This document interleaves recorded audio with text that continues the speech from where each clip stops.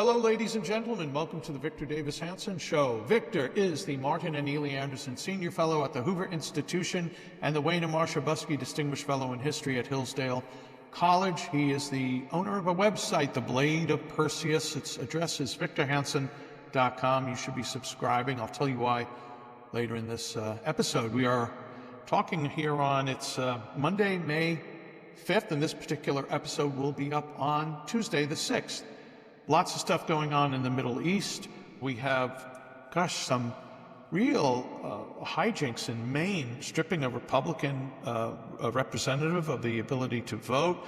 Some significant advances for, I would say, for conservatives in England. Nigel Farage's Reform Party had a good week last week in some elections.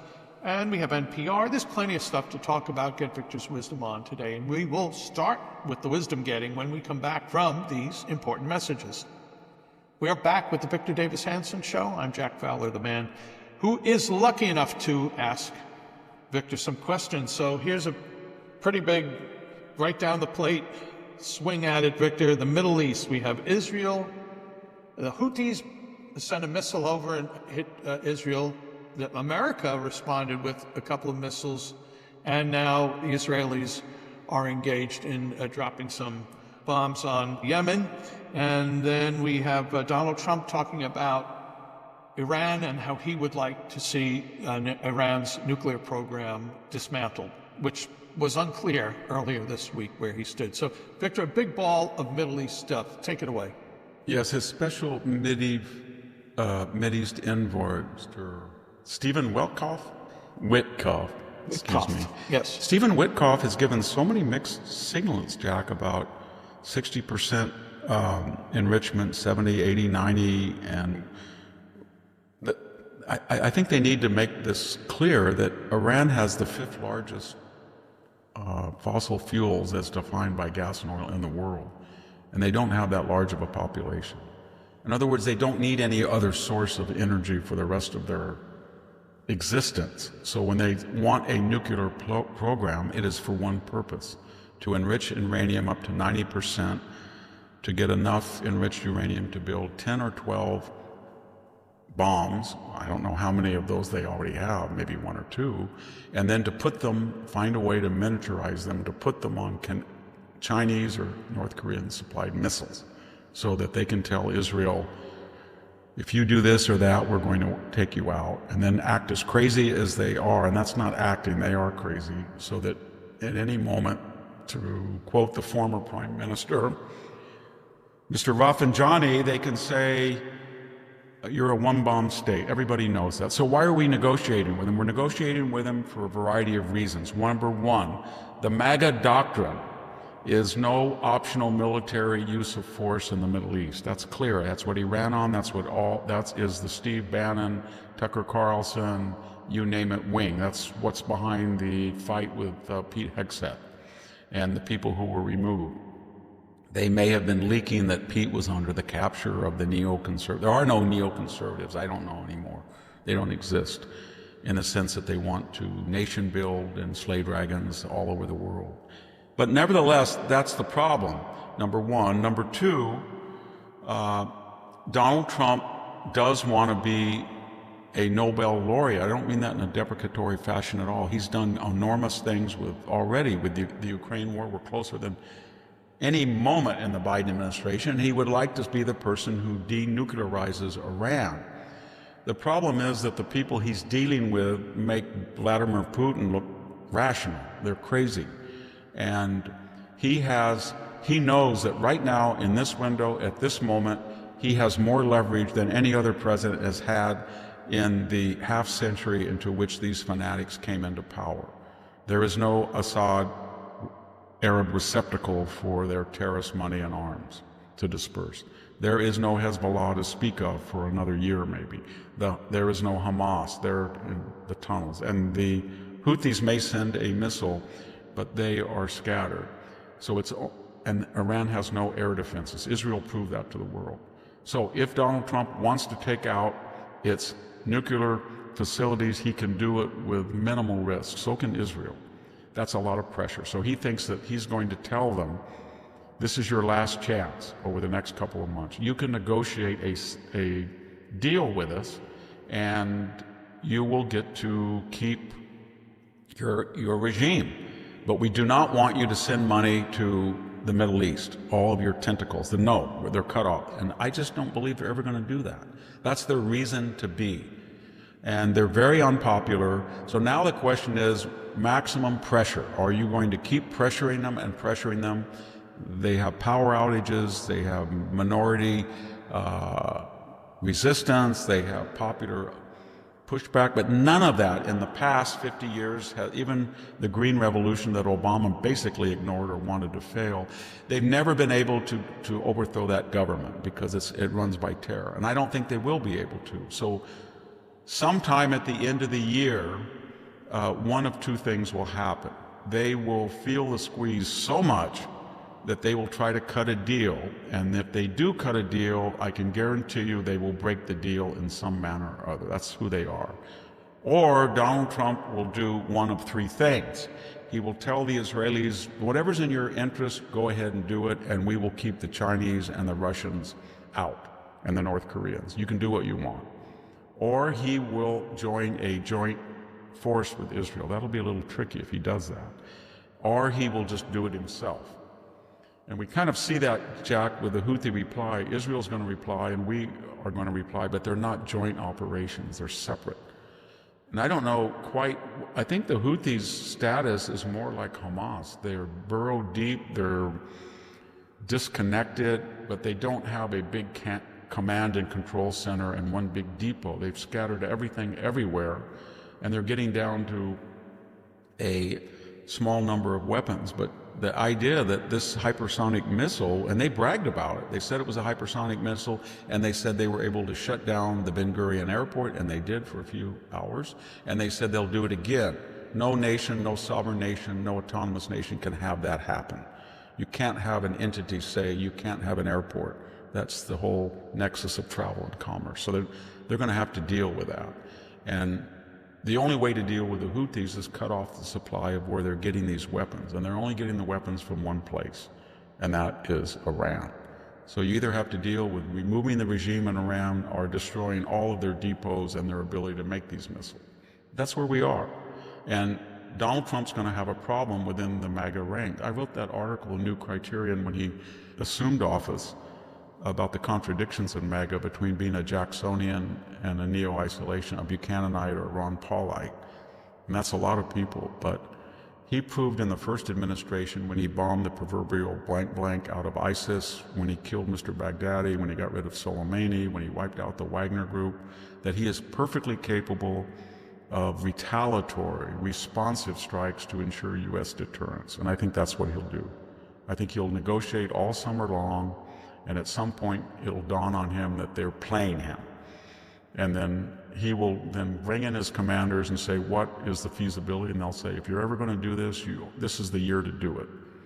Because the surrogates are, they're cut off from the octopus head, and they're flopping around on the deck. They can't do anything. They can't hurt anybody right now. And it's an unpopular regime. It's just a matter of then how you do it. Do you do everything? Do you take out the nuclear enrichment sites? Do you try to bomb anything you think might be a depot of one or two stray bombs that are somewhere in the country? Do you take out the port facilities and spike oil prices? Do you take out all of its military capability? And what degree of punishment do you inflict on the Iranian people, if any? So these are all complex questions. There's no real sense of peace, though, Victor, unless this regime is somehow overthrown or destroyed. So I wonder how nuanced that is for the MAGA coalition. Not against nation building, yes, but this is really a matter of defense of us, because these SOBs want to come get us sooner or later. Did you see that the Brits stopped some terror attack, Iranian terror attack? They caught 4 or maybe even 5 Iranian terrorists, and they were on the verge. World War II anniversary parade, they were going to stage a spectacular terrorist attack, according to the authorities. And these were the people who tried to kill Donald Trump, as we know that. And they they've blown up Jews in Argentina. They killed dissidents. They've killed dissidents in the United States. They tried to kill a Saudi ambassador in the United States a few years ago. They're completely out of control, and it's just a question of how. And then they have people, as we've talked about, that have infiltrated sympathizers. I mean, the Harvard University just let one of their board of governors of their Middle East program go because he had pro-Hamas sympathies, and we have people in the Pentagon that had pro-Iran sympathies during the Biden years. So they're deeply involved in the United States and Europe, and they hate us with a passion, and they have a chip on their shoulder. In the Middle East, they feel that the Shia, the Persians, have been persecuted. They have been the minority religion. They have been the minority race. The Sunni Arabs and have all the power, and under Obama they felt, given those Javier and Kerry talks, which by the way went on apparently stealthily during the Trump first administration, so much for the left wing's celebration of the Logan Act. But anyway, the point is they feel that Obama had empowered them as a legitimate half of the Middle East, and then the other Sunni half, they would fight back and forth, and then Obama would adjudicate. So they are, there's nothing positive about them. Everybody likes Iranians. They're nice people. They've had a distinguished history going back to the Achaemenid dynasty. I mean, they're a very sophisticated society, but for some reason, I think a lot of it is they've lost millions of people who have left. Some of their top people have left, but they don't have a nucleus that is going to rise up and take power. Everybody says they are, and they're not. Yeah. No matter how bad it gets, no matter if we put the squeeze on them, a power outage, it's not going to happen. And everybody seems to know it. No the John only way to Adams. do it is to defang. I don't know what I'm not a Persian expert. I don't know what the reaction would be among the Iranian people, whether their feeling of patriotism and anger at the West for defanging the theocracy's nuclear capability would outweigh their delight in seeing this government humiliated. Right. Get mixed signals. Well, the people Israel humiliated it when it took out some of its air defenses, and you got both. We were told people liked that, and we were told people were angry about it.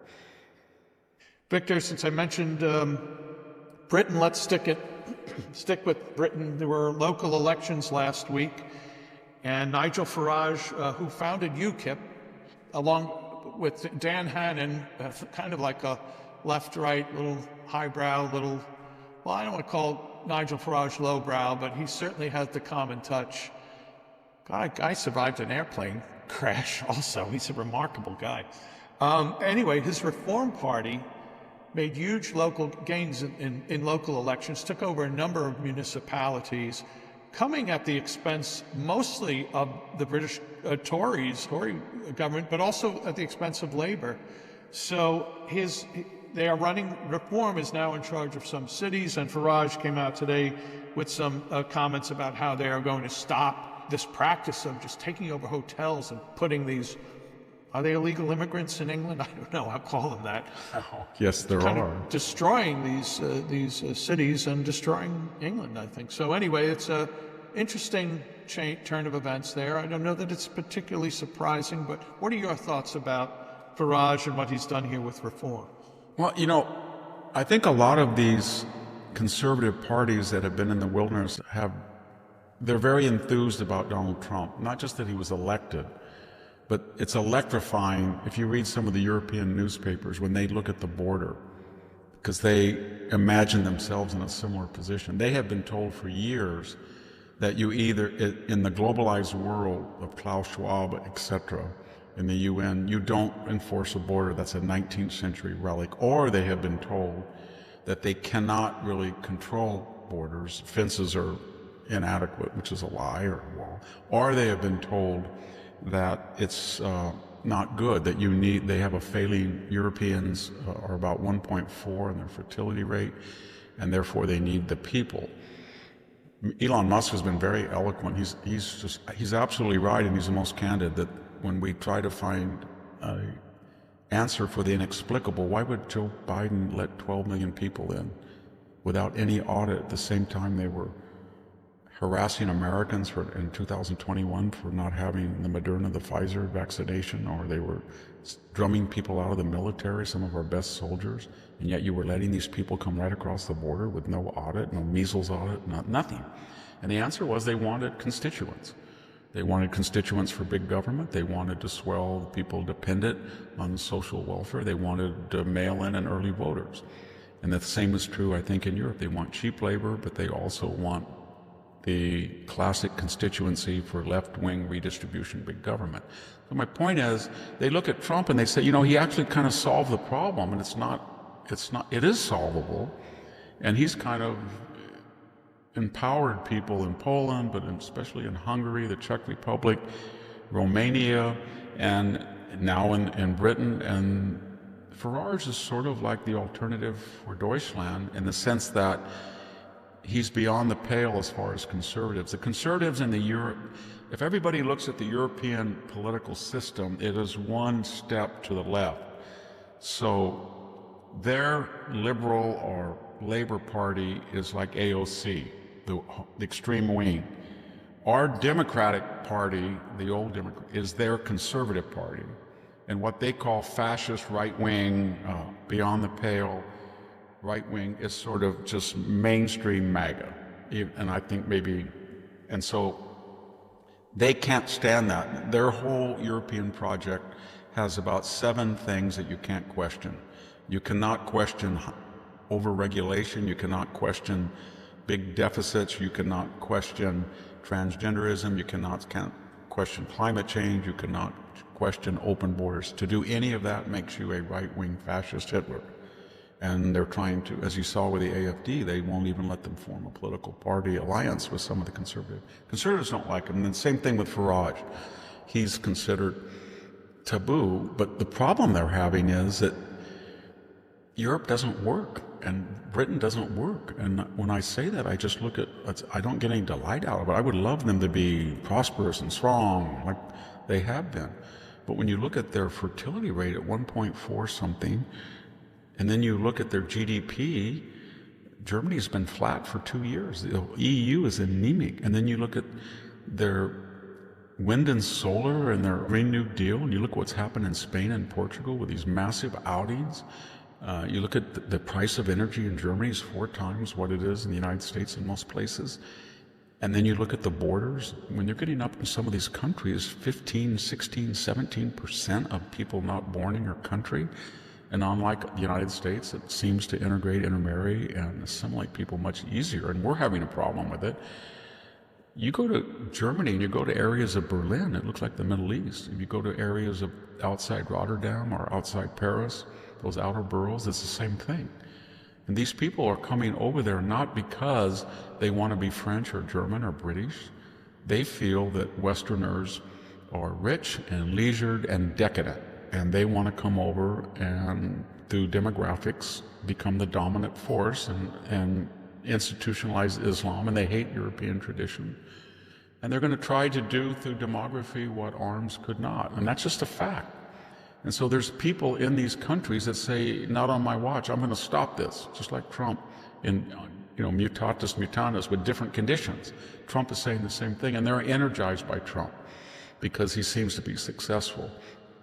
And we'll see how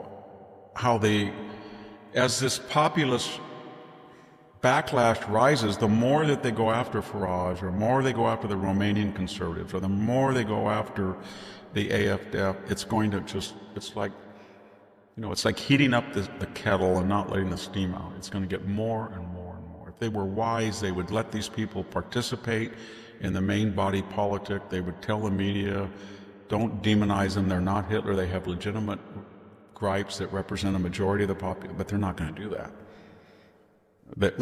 Europe is run by people like AOC. That's the simplest explanation. If you took AOC over there and you let that half-educated demagogue talk to those people, they would agree with everything she said. She would be a hero.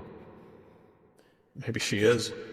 Layered onto the British situation, Victor, is the grooming scandal, which I remain shocked over. It's been going on for so long. These rape gangs protected by the local governments, or have been afraid to arrest or enforce or protect these usually white, young women who are just I don't know. I think toys that's in the hands of these perverted men, mostly Pakistani, and you have a nation sitting there watching this happen, and there's nothing being done about it. There's no justice being, and I think it's not. this gets It's- into the boiling over aspect of. It's it's a plague upon Western civilization in general. One of the greatest tragedies, and the worst thing in my life is to watch the collapse of Western jurisprudence. And by that I mean, the law is being used to achieve political purposes, and I mean that not in the generic sense, but left-wing political purposes. So your racial background, your religious background, your political ideology, that determines the degree to which, if you're a prosecutor in Minnesota and somebody has vandalized and terrorized people about Tesla, you're not going to be prosecuted. Not like if you walked into the rotunda when the door was open, you walked around and gazed and you didn't do anything, not one violent act. You could be, and you were, arrested and put in jail for 4 or 5 months or longer because you were a political prisoner. And that's a scary thing. And when we see these big city, in the United States, we see these big city prosecutors are letting these felons out to prey on almost everybody who's injured by an illegal alien. We learned that the person was let out qua illegal alien. It was an idea that, and we saw that reified with Judge Dugan. She was a very valuable exemplar because she said to us, this is the left-wing attitude. We feel that our moral compass is stronger than the law, and even custodians of the law will not follow it if we feel in our considered opinion that it doesn't have moral force. So I have determined that letting an illegal alien out, denying the victims of his brutality and violence to see justice in my courtroom, and to impede federal officers in an entirely federal matter, they have a detainer on him, and to risk their lives if they have to go out of the courtroom and chase him down and who knows what level of violence. I don't care about that.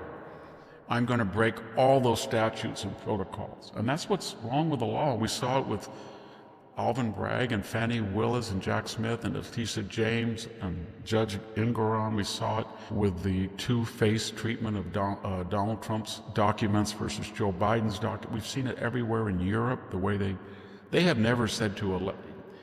I was laughing at the AFD, what they did to them and the Romanians. Don't you remember during the 70s, Jack? I think you're a little younger than I am, but you can remember. Remember the Communist Party came to power as a coalition in Italy?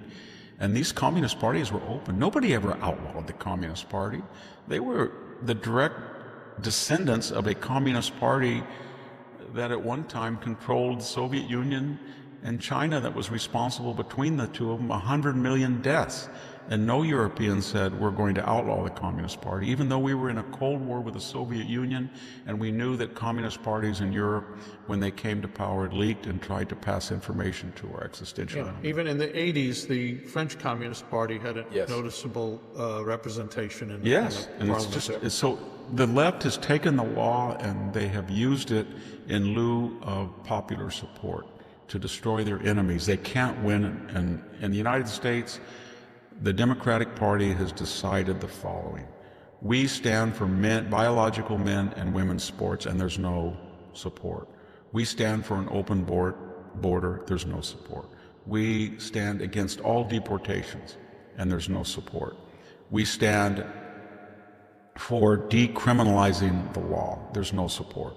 We stand for modern monetary theory, and there's no support. We stand for woke DEI, racial preferences, bias, and prejudice, and there's no support. Therefore, we only have two alternatives. Actually, maybe they have three. We are going to use the federal lower court system and empower these judges who want to be famous to expand their authority well beyond their regional districts. And I guess you would call them judge, jury, and executors. Establish the law as we want it that nobody wants. That's number one. Or number two, we are going to use the media to so demonize and call our opponents Hitler, fascist, ASSH, all this potty talk, all these smutty videos. We're going to create so much chaos that you just want Donald Trump out. We don't care if it's his fault or not, but if we got him out, then things would be nice. We'd be back to the Biden years. Or, and that's the other thing, or we're just not going to, we don't follow the law. The law doesn't, for us, it does not exist. For you, it does. So you don't dare ever impeach a Democratic president. We're going to try to do Trump a third time. You don't dare say that Joe Biden's family is crooked and go raid his home after he's president. We did that to Donald Trump. You don't dare try to take a Democrat off the ballot if you're in a red state. We did that in 25 states. So that's where we are. And again, the common denominator, they don't have popular support. Nobody wants that agenda. Nobody. Even the mainstream Democrats don't. Yeah. Well, Victor, we're going to pound down more on that because there's a real terrible situation, I think, in Maine. I'm pretty sure you think it also. So we have some Maine politics. I'll have another follow-up on lawfare. We'll get to your thoughts on these things when we come back from these important messages. We'll return to our program shortly, but first, an important message about your financial future. Have you noticed gold's remarkable movement? While headlines focus on record gold prices, what's really happening is our dollars are losing value at an accelerating rate. Gold isn't expensive. It's doing exactly what it's done for 5,000 years, maintaining consistent purchasing power while paper currencies weaken. It's like a financial measuring stick showing the truth about our shrinking dollar. Many investors hesitate, thinking they've missed the opportunity because gold seems high. This fundamental misunderstanding keeps them from acting until it's too late. When currencies begin to falter, gold doesn't inch higher. It typically makes dramatic moves that leave unprepared investors behind. American Alternative Assets created a free wealth protection guide to help safeguard your retirement savings. Call 833-2-USA-GOLD or visit victorlovesgold.com today. That's 833-287-2465 or visit victorlovesgold.com. Protect what you've earned before the opportunity vanishes. Hey folks, we're back with the Victor Davis Hanson Show. It is Monday, the 5th of May that we're recording, and today's episode will be up on Tuesday the 6th. Gloomy day here in Milford, Connecticut. I don't know, we're going to have a week of rain, Victor. I hope you have some rain out there in sunny California. Is it gloomy California? Nada. I'm trying to look at the report, and it says on my little phone jack, nothing on the horizon. Although it's usually past the rainy season, so we can't expect to have such gifts in April and May. Speaking of gifts in May, Victor, it'd be nice to give a gift of the subscription to the Victor Davis Hanson website, the Blade Perseus. If you're a mom, and Mother's Day is coming up in a few days, or Father's Day will be here soon, or for yourself, a subscription is $65 a year. It's $6.50 a month. Why would you subscribe? Because Victor writes 2 exclusive pieces every week and 1 exclusive video every week for his website. And in addition to that, you'll find the links to his weekly essays for American Greatness, his syndicated column, numerous other appearances. Hey, Jack, I have a little idea. Oh, yeah. We were talking about illegal immigration in Europe. Yes. And all of these people, like Judge Dugan, are removed from the actual consequences of illegal. So I was walking today on a farm that my great-great-grandmother and her sons, my great-great-grandfather came. And it was an artesian pond. It's right next to it. My siblings who inherited that part of the farm sold it. But here, I don't know if you can see it, but here's what it looked like this morning. Dang. Well, it's far worse than when you've talked about it. Yeah. Yeah, there it is. The pond. Yep. And there were some nice appliances floating in there. And all of the literature had 2 things in common: the trash, the wet garbage, because I kind of poked around it. 1, it was all in Spanish, and 2, there was not one indication of one envelope where the address was still there. It had been filtered. And 2 nights ago, somebody was walking on the place, and I came around on my property, and he came around in a 4-wheeler about 40 miles an hour, almost hit me. And I jumped out in front of him. They had kind of uh, road warrior, big kind of goggles and helmets, and they were Hispanic, and I was talking to them. I think they had some connection with what I saw, but they told me that, I said, this is my property. That didn't register. I mean, there's no sense that it's your property. It's our property. That's the left-wing idea. There is no such thing as, but they said, yes, that they were on my property, but they were patrolling it to make sure that people didn't throw trash. And I said, if you're patrolling it for me, that they don't throw trash, you're doing a very poor job. Well, we're trying to get better. And then... How old were they? Oh, they were about 25, 30. But one guy was very surly. He didn't like the idea that the other person was trying to be cooperative. Yeah. And I don't know if they had arms or what. But my point is, when all of these people like Judge Dugan talk about illegal immigration, and they don't ever think of the consequences. So illegal alien A comes in and breaks the law. Then if he comes in without impunity and with exemption, then he thinks they must want me here, or they would. So then I'm going to reside illegally. If I have to reside illegally to facilitate my illegality, maybe I'll get by a false ID. And then they're going to put me in an area with other illegal aliens where we're all going to be exempt from worry about until Trump. And so when I look at my environs, I see all these ancient farmhouses, and I see 10, 20 people. So I said to these people, which compound do you live at? The one with 50 people? The one with 30 people? The one with 20 people? The one with the horses? The one with the chickens? The one with the 40 dogs? Which one? And they just said somewhere. They didn't want to say. But my point is that these are the real things that happen to people in their daily lives. And when you call up a doctor you know or a specialist and they say, well, you have a sinus infection, well, we can get you in 2 months. And then you go to a urologist or one of the specialists, and there used to be 3 people in the waiting room and there's 15. And you have 2 minutes rather than 10 or 15. That's the reality in places like California. 40% of the state is on Medicaid, what we call Medi-Cal. And many of them just came across the border. So Judge Dugan is a very caring person. Yes, she is. And she goes back to her very caring house and shuts the door with her very caring, nice neighborhood. And the same as all these lawyers are now trying to sue and stop on the theory that it was okay and lawful to break the law and allow 12 million people in, but it is illegal and unlawful now to enforce the law and ask them to go back home where they came from. So we don't have one person who was stopped at the border and said, you can't go anywhere because we have to have due process. You're you're breaking the law right now. We're going to detain you, put you in a cell, and you're going to wait until we can give you a judgment. No, you just go. But if we apprehend you and we want to send you back, well, then we have to have 12 million of these hearings, and you can show up because we'll give you a good lawyer. That's the idea behind it. But what I was getting at with this cheap little performance art trick was that's what people's land looks like when you have massive amounts of a demographic that has large percentages of people here illegally.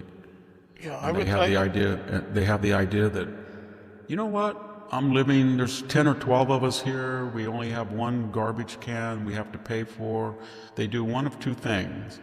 They either just throw their trash out, or some of them are entrepreneurial. They'll go around to other illegal communities with a truck and say, hey, I'm the garbage man. They'll pay them money, and then they'll come outside to a farm. And then I drove this morning right around the corner on a big, the person who farms my place farms this place as well, but it's got a big, it has ample space between the road and the almond orchard, and you should see it, Jack. That poor guy, he goes through there every week to take stuff out. There is a refrigerator. There is cars and seats that have taken out of a wrecked car. There is a washing machine. There is tons of plastic child seats from a car. There's everything thrown along the side of the road, and all of the standpipes have red and blue block, gang, Gothic. It's like nothing's ever seen. And what we're supposed to do is say, Victor, you don't judge these things. You lived in a racist, sexist, illiberal society in the 50s, 60s, and 70s when this didn't exist. So this is karma for you and people like you, because the other now is in control, and we don't worry about little petty things like whether you're a citizen or whether you came in legally or whether you have a green card or whether you know the language of the country of which you want to venture into or the civic nature of its constitution. Nothing. We're just going to throw stuff out. And it's all empowered by the wealthy bi-coastal elite who make these laws that never suffer any of this. Yeah. They never have anything. I see them because I work with them at Stanford. I would encourage you to put those pictures up on your website. I think I will. I did once, and it's all, I mean, it's not as bad as once. Once I had a 600-foot row, 600 feet, and a flatbed came out. I could see the tire tracks, and he unloaded the whole thing.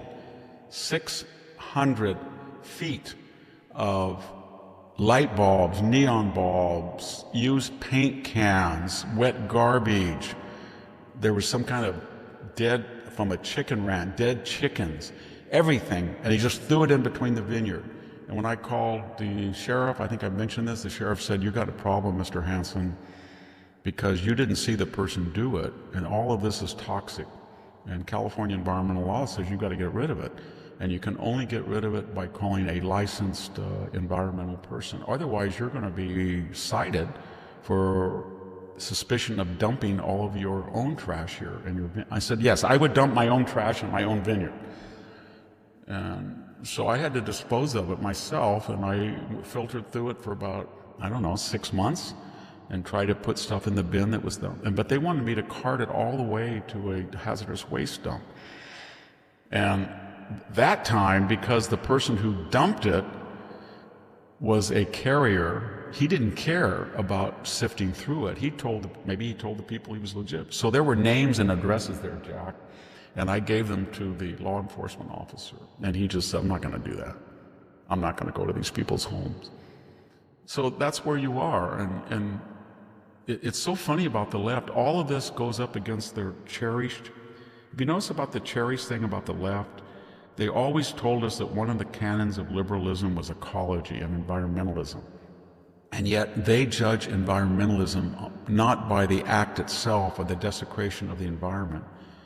And by that I mean when the pond fills up like the snowmelt is hard. It's very sad to see this ancient, I used to swim in it, and you see now diapers floating on the top and trash and plastic bottle all over. It is environmental desecration. But because the people who did it are an exempt group, then there's no such thing.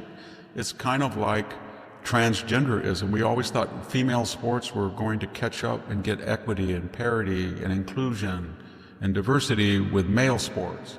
And then all of a sudden, a new cause celeb for the left puts them down on the moral ledger, and suddenly transgendered men have preference. And if they can beat the heck out of a woman in a boxing match or a volleyball, it doesn't matter. That's the new left-wing cause celeb. Or it's the same thing about violence toward women. We were told during Me Too, the worst thing. Even Harvey Weinstein, was he ever convicted of hitting a woman? I don't think hitting.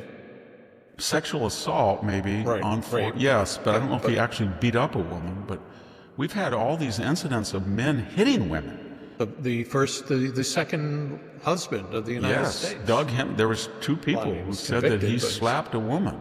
Yep. And he should have been charged with assault. And we had Mr. Obrego Garcia, and there was new information out, as you saw, Jack, over the weekend, that she said that she woke up in the middle of the night and he was assaulting her.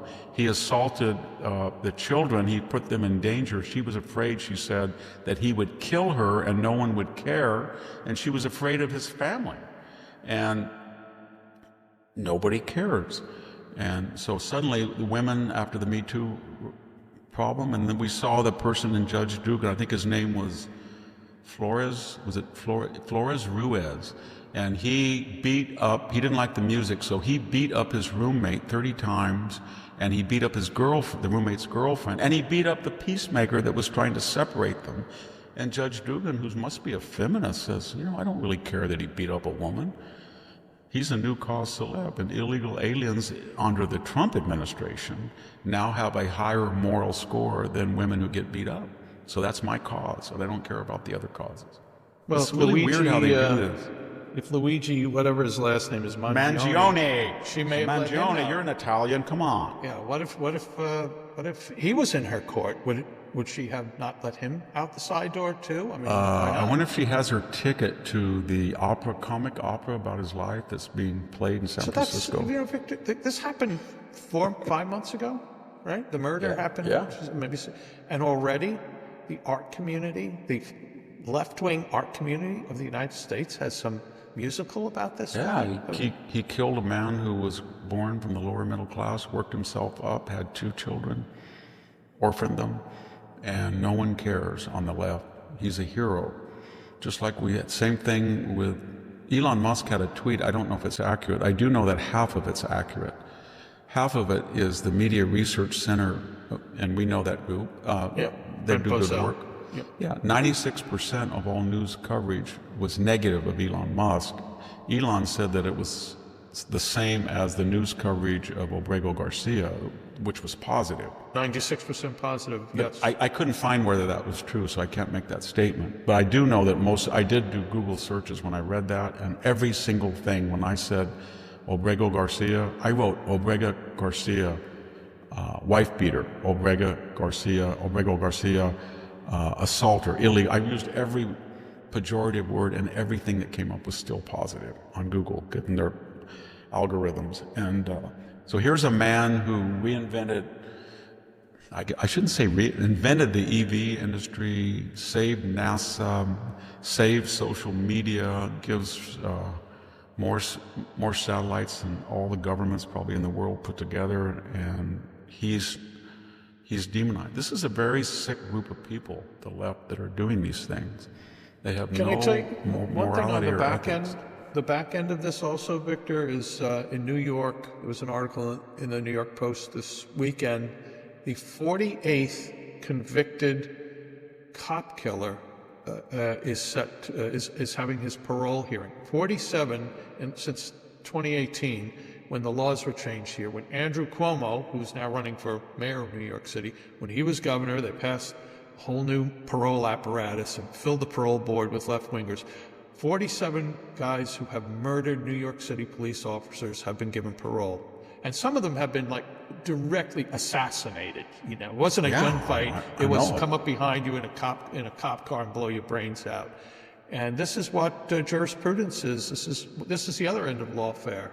I think what it's doing, it's building up. So the left is just shocked that after the 100 days and the 96 also negative of Donald Trump and all of the fake polls, Larry Kudlow was very eloquent showing that they were fake and that they deliberately underrepresented by a third Trump voters who were underpolled. So they would get this only 43, 44% of Trump. But the point is that we're getting to the point now where they can't figure out why Trump is popular, because Rasmussen had him 50-49, Trafalgar Insider Advantage had him 46-44. After all they've done, 95%, he's still popular. And he's popular because of the things we talked about. He's popular because of Trump as Trump, but he's also popular because of the alternative. The alternative is anti-civilization. It's chaos, it's barbarism, it's tribalism, it's pre-civilization. And just to put a finale to our mutual round, did you see in the California legislature that they passed a bill which Gavin Newsom says he's going to oppose, to almost decriminalize, to end felony consequences for older men to solicit sex from 16 and 17-year-old boys. And that has been a part, that if you looked at that man-boy love association and that idea of resurrecting ancient pederasty, which we read about in Greek literature from Plato to Anacreon, it's everywhere.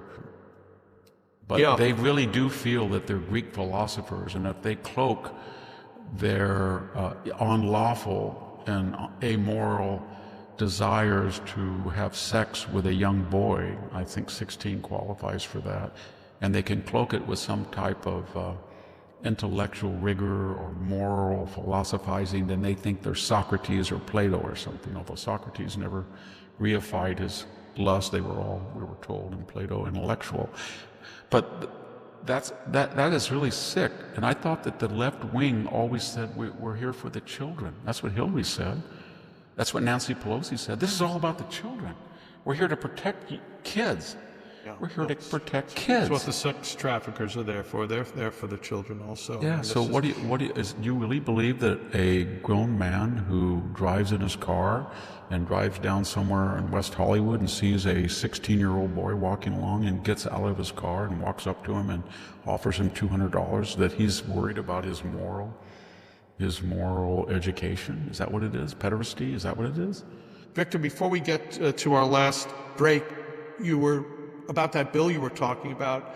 Guy Benson posted something, but he posted a tweet that was about an Assembly Democrat, Mark Gonzalez, who's from Los Angeles. Yes. He went on an unhinged rant. He attacked I believe is a gay Republican member of the State Assembly, Carl DeMaio, attacked him for being gay, but somehow voting against the civil rights, I love this, quote unquote, civil rights of gay people by wanting to make it a felony to solicit 16 and 17-year-olds. So now that is the expansion of that concept of civil rights by the LGBTQ plus community is kind of staggering.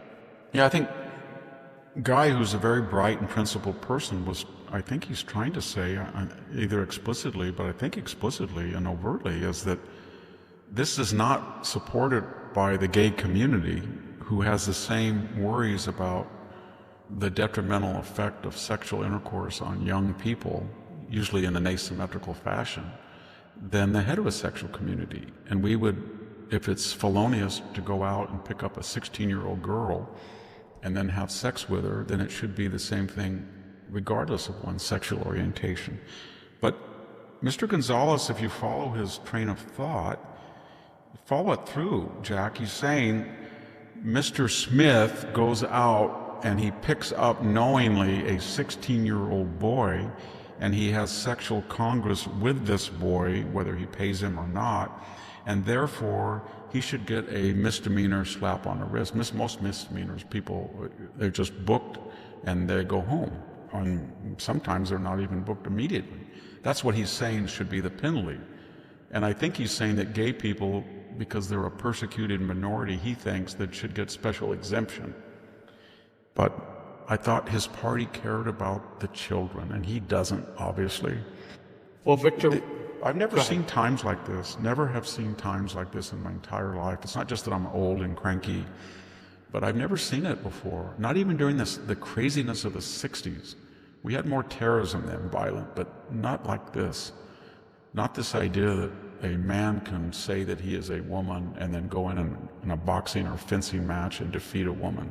And then, when he's a mediocre athlete, and when transgendered males, that is women who become males, don't win one single event, and we're supposed to think that it doesn't matter what your biological sex was. Victor, I want to encourage our listeners and viewers to check out City Journal, which you're on the masthead of that as a contributor. There's a piece by Christina Buttons about man-boy love. It's titled, "This Group Wants to Affirm Pedophilia." So I guess this past weekend, there's a group called Before You Act, a Maryland-based organization that's pro-pedophilia, and they were hosting a conference in Ohio to train mental health providers in affirmative MAP therapy. MAP means minor attracted persons. So this is, I know we're going to see this justified through the mental health community, that the MAP is a real thing, and it's natural, it's not some perversion. Anyway, this is what is happening right now, and I want to recommend that article to folks. Yeah, I think we're in the third stage, and the third and last stage of liberalism. Liberalism started, I think it was a flawed idea in most of its manifestations, but it was trying to get equality of opportunity for blacks, for women, for everybody in the 50s and 60s, greater and legislated. And then the second stage was, well, we did that, but we still don't have equality of result. So therefore, they began affirmative action, diversity, and they wanted a equality mandated on the back end. We called it proportional representation or disparate impact, but we didn't really care about the individual. We just wanted demographics to show that we had gone into stage 2 of the civil rights. Now we're in the lunatic stage 3, in which all of the liberal canons of stage 1 and 2 are thrown out because we want to make mainstream or equal or make sure that people who we would prior have called criminals, that is, people who prey sexually on youth or felons that are in jail and should not be voting when they come out, or people who kill policemen, we feel that they are the last horizon of victims. And we're going to use all of our influence to make sure that they're just like us and they don't face any consequences for their deviant behavior, because we don't believe it's deviant. We think that a bunch of white Christian heterosexual, I'm quoting Susan Rice now when she got fired from the Defense Policy Board by Pete Hegseth, white Christian cisgendered male has gone after us. They feel that they have gone after us and set arbitrary rules against us. Just because a white Christian cisgendered male doesn't shoot policemen as often as other people may not, I don't know the demographics, please correct me if the FBI statistics prove me wrong, that's the only reason it's illegal. Just because white cisgender Christian males do not solicit young boys in the same percentage as other people, they made a law against it, Jack. They don't like Michael Jordan Air shoes, so they say you can't steal them. That's the critical legal theory. That's what it's about. And it's really, I keep going back to this famous novel. It was written in the age of Nero, probably 60 AD to 65. It was one of my PhD areas of interest, the Latin text of the Petronius the Satyricon. But everything I just talked about is in there. Everything. Transgenderism, sexual violence, pedophilia, pederasty, gluttony, ostentatious wealth, nudity, child pornography, you name it, it's in there. And it's a bitter satirical novel to show what the leisure and affluence of the early Roman Empire has done to the old Italian agrarian ethos, and it's destroyed them. And Trimalchio is the gluttonous, half-educated bore, and all the sophisticated people who are at the dinner making fun of him are themselves worse. It's just the most damning portrait of a society that has destroyed its legacy and heritage. And it's very modern, but cross-dressing, it's in there. Cross-dress, transvestism, transgenderism, transsexualism, sexual assault, sexual battery, pedophilia, pederasty, everything is in there. Pornography is in there. Well, there seems to be a bottoming out of the irreligiosity or the people, leaving faith, and some signs of renewal of belief. So I have a feeling, Victor, these things in our world now in 2025 are connected, religious worship and these variations of depravity or weirdness. I think you're right. I think they're afraid, when all this hysteria about the 100 days, they're afraid it might work. And if it worked, it's the first time that a Republican president has tried to wage a true counter-revolution. Reagan didn't do it. George H.W. Bush turned on Reagan with a kinder, gentler nation, read my lips. George W. Bush was more conservative, but even he didn't try to do this. This president is saying that in the 11th hour, we're going to wage a cultural, social, economic, political, diplomatic, military counter-revolution. We're going to stop all of this. We're going to make these universities return to their proper role. We're going to tell the PBS and corporate NPR propagandists, you can't do that on the public dime. It's really multifaceted, and part of that is a traditionalist emphasis on religion and also on the American founding. And the whole theme is you don't have to be perfect to be good, and America was always better than the alternative. And your desire or your demand that we have to be perfect according to your 21st century mores, it's irrelevant. It's never happened in history. Sorry, we're not going to play that game. Yeah. That's what he's doing. It's backed up in the rhetoric of his executive orders. It's I encourage people to read them. Go to the whitehouse.gov website, click on executive actions, look at the text of these executive orders. I mean, it is very much in line, totally in line, Victor, with what you're saying. We're fighting a cultural battle here. And it's not holding back the dawn. It's not pussyfooting. It's not a rear guard action. This is a battle. No, he's saying you don't have to go to a museum and see a bunch of excrement thrown on the canvas and say that's art. We're going to champion classical art, impressionist art.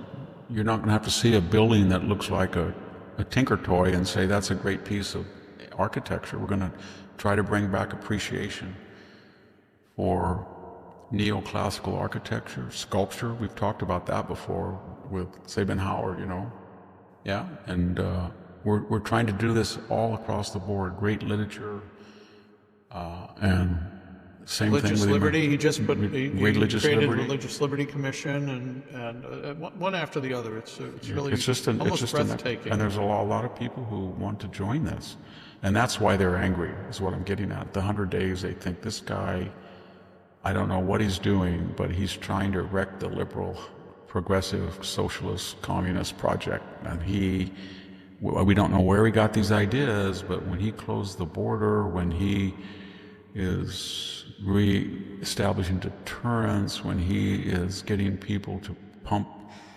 more oil, he's trying to get prices down for the middle class. 62%, Jack, of Hispanics polled in that investment. That was the highest ethnic group favoring Trump. Mm-hmm. Well, I had been saying that in these podcasts, that every time I went into my local community and I was stopped by a Mexican-American male, but all Mexican-Americans, and they mentioned politics, they were overwhelmingly for Trump.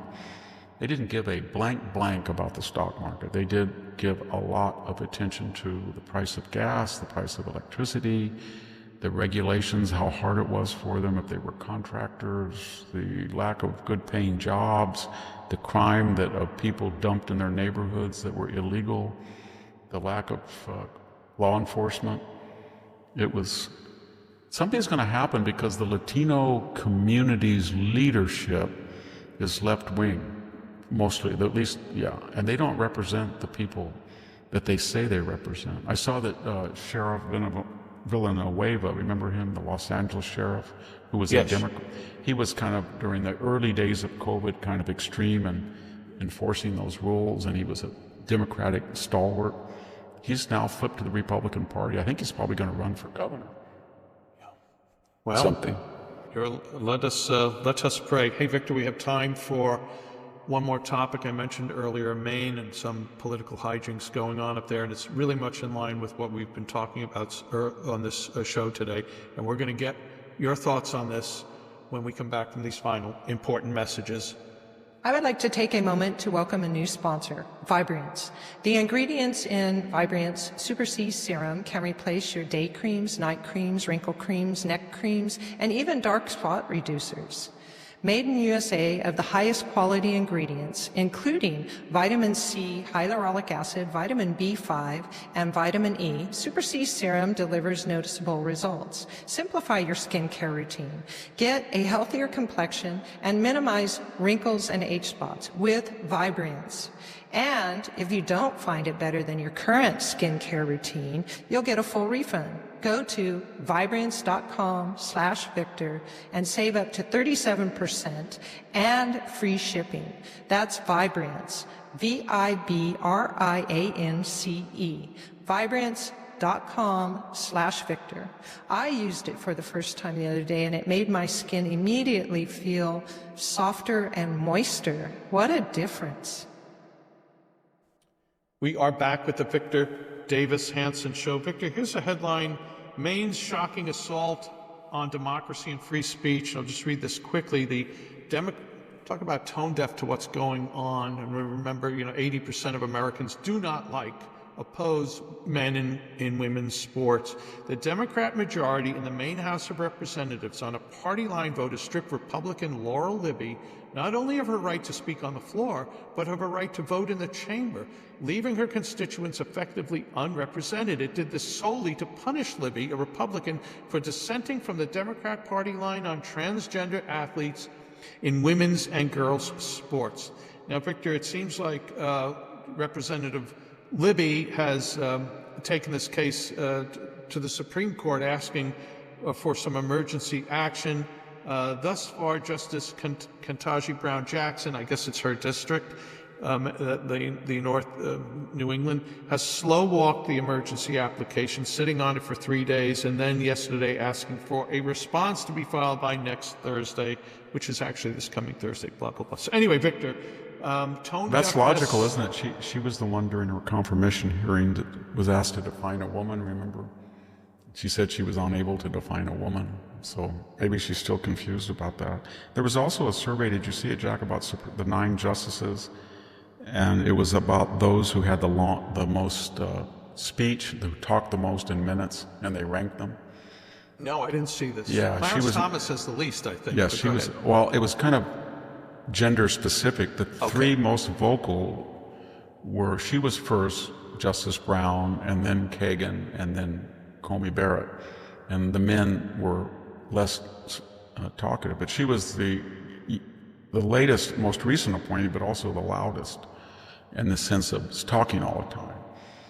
But this whole thing about transgenderism, it's one of the strangest things about the Democratic Party. They know that after the 2024 election, they outspent them. They had the money. They had $1 billion. See, a lot of people say, well, it wasn't a landslide because he only won by 2,300,000 votes, and he only won by 1.5%, and he got 49.8. He didn't get 50, and Obama got a better electoral college than he did. Yes, yes, yes, but he had $1 billion more spent against him, and he had 95% negative coverage of him, and they tried to kill him twice, and he still did that. That's how to look at and that's something that they just can't get around, that people don't support these issues. So the Maine legislature can talk all they want about men participating, biological men participating in women's sport, but their own constituencies have daughters, and their daughters are sports women, and they don't support this. They don't. Nobody wants their daughter to go into a volleyball match and have a 6-foot man who says he's a woman slam a volleyball down her throat. They just don't want to do it, and that's just a fact. And yet they keep hammering this issue. And then the second problem with it is they were the party that told us women's liberation. This is the year of the woman, ERA. They drummed it into our heads, and they are now the most anti-woman party imaginable on this particular topic. They don't care about women's records. They don't care about equal opportunity for women in women's sports. And if you say to them, just politely, I had a question not too long ago. I was trying to remember, I was speaking with somebody who took issue with me on this matter, and I just said, why don't we have a separate category? And he said something like, oh, like transgender, the Special Olympics, as if these people are, trying to suggest that I thought they were somehow impaired. I didn't say that. I said just categories which are distinctive by men, by gender, women, and this is, if you think this is the third gender, then let's have a transgender. And they can have their own graduation ceremony. Yes, they could have their own graduation ceremony. But why don't they do that? Because they don't do that because going back to the 19th century, Havelock Ellis and others, and also the British government commissioned a study to find out how many people were really traditionally suffering from gender dysphoria. It's about 0.001%. It's a very minuscule. It's less than 1 in 1,000. And so there's a very small constituent. They can say, oh, everybody's transgendering in Hollywood. 30% of the brown undergraduates want to. That is a cultural phenomenon based on the media saturation with a very, very little tiny group of people. Tiny group of people. And so they know that if they had a transgendered sport and the sport was intended to satisfy the transgendered community, a sense of belonging, there wouldn't be enough people to go to. So they want Leah to. Thomas would be swimming against himself. Yes. They want to piggyback onto a very popular women's sport and deracinate it and drain it and weaken it. I have another little rant before we finish. You don't watch the show The Last of Us, do you? I do not. What is it? It's a story about the end of the world. When it's an Armageddon apocalyptic story where a fungal disease has killed everybody, but there's enclaves of people who are still surviving years later. And there's the girl who was in the Game of Thrones, Lady Marmont, I think her name is Bella something. She's in it, and Pablo Pascal, who's a really good actor, he was in Game of Thrones. And he, for the first year, led her, because she's immune for some reason, and people want her blood or something. So they have an odyssey around the United States, and they fight vigilante groups and there's a thin anti-Christian, because all the people who are crazy seem to be Christians, or, you know what I mean, of course. But enclaves of people who haven't been infected. But my point is, the actress is gay, and now there's a new actress in it is gay. So season 2 comes, but of course the guy who is the hero of the whole thing is her shepherd, the guy who fights off all the zombies and all the crazy people to make sure this one little girl, who's actually, the actress was probably about 19, but she plays at this time 12 or 13, that she's safe, because somewhere, sometime, they'll be able to use her blood to save mankind, right? Even though they want to kill her and drain it. So he's kind of violent, but he's the best actor. Well, they killed him off in the second episode. Remember the John Wayne movie, The Cowboys, where they killed John Wayne off very early? No, I never saw that, but I have. Well, you know, Westerns, it was a canon. If you really do want to lose your audience, you don't kill off. Right. Did John Wayne die in The Sands of Iwo Jima? He did. He did, but he got killed at the end. Yeah.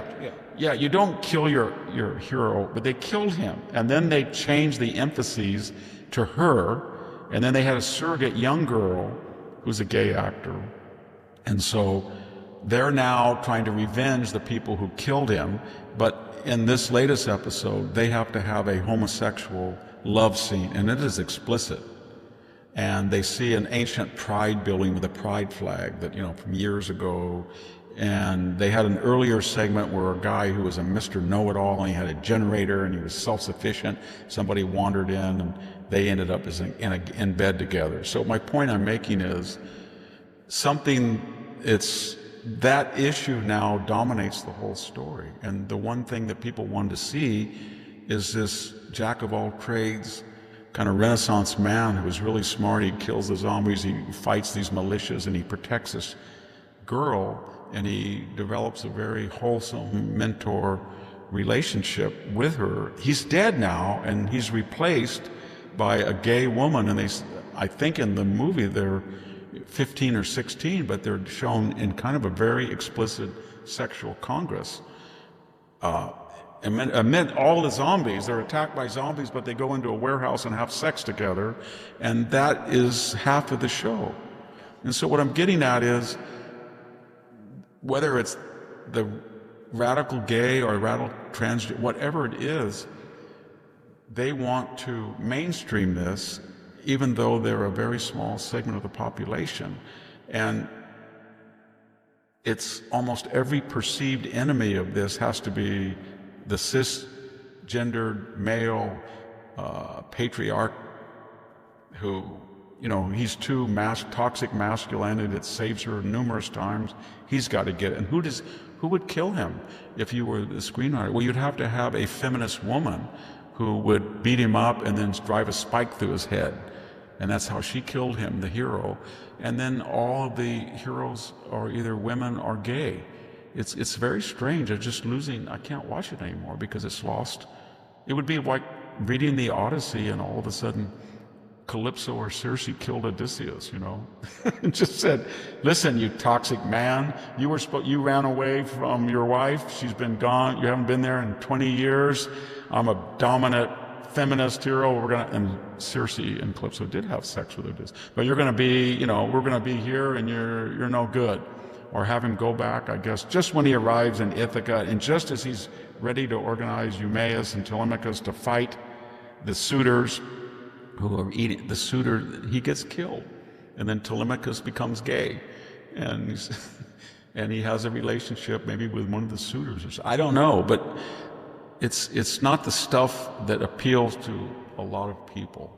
And I'm not saying just because it's gay. It's not the gay issue. It's the idea that you warp the plot. You know what I mean, Jack? You deviate from a classical plot of male hero who is kind of a Shane-type character, takes on to protect a little girl for humanity, and he fights everything successfully, and in the process he trains her to be self-sufficient, and then they kill him prematurely. A woman kills him, and then he's replaced by a gay woman, and they're partners. And the point that they're making things in the plot that don't make sense. They're there. If you're fighting zombies and you're in a warehouse and they're all around you, and you got on the left side zombies that want to eat you, on the right side you've got a militia that wants to kill you, you're not going to have sex. You know what I'm saying? I think maybe Rick and Victor Laszlo would be kissing in a remake of Casablanca. Yeah, it would be exactly like that. That all of a sudden Rick comes in, he wants the transport papers. He comes up to Humphrey Bogart's room, and Humphrey says, you know, "Where is Ingrid Bergman?" And he says, "She's out the door." Well, and then he just jumps on, because in the scene that one of them and then they jump, and then they show graphically they're having sex.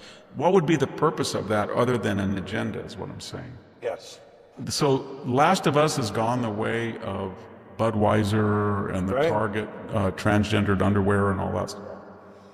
And this is the world we live in, but hopefully someone is sweeping up after the elephants, Victor. So I hope so. Anyway, we are at the end of the little road here of Victor's great wisdom sharing.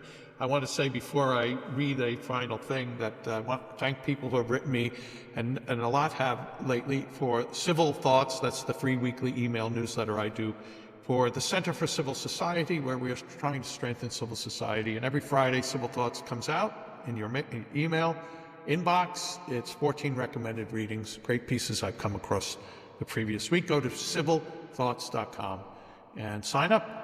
It's as easy as that. And while you're going to places to sign up, go to The Blade of Perseus, victorhanson.com. Sign up there too. You can get on the email list there and get a weekly email, but do subscribe also. Victor, oh my gosh, there's so many comments now, so many, now that we're on YouTube. And last episode you did with the great Sammy Wink, I think there's about 500 to 600, somewhere in that range, just that one show. But here's one comment that I pulled out of there from Michael Wilson 7971. Good morning, Victor and Sammy. Another great show. I got my mother watching on Saturdays now.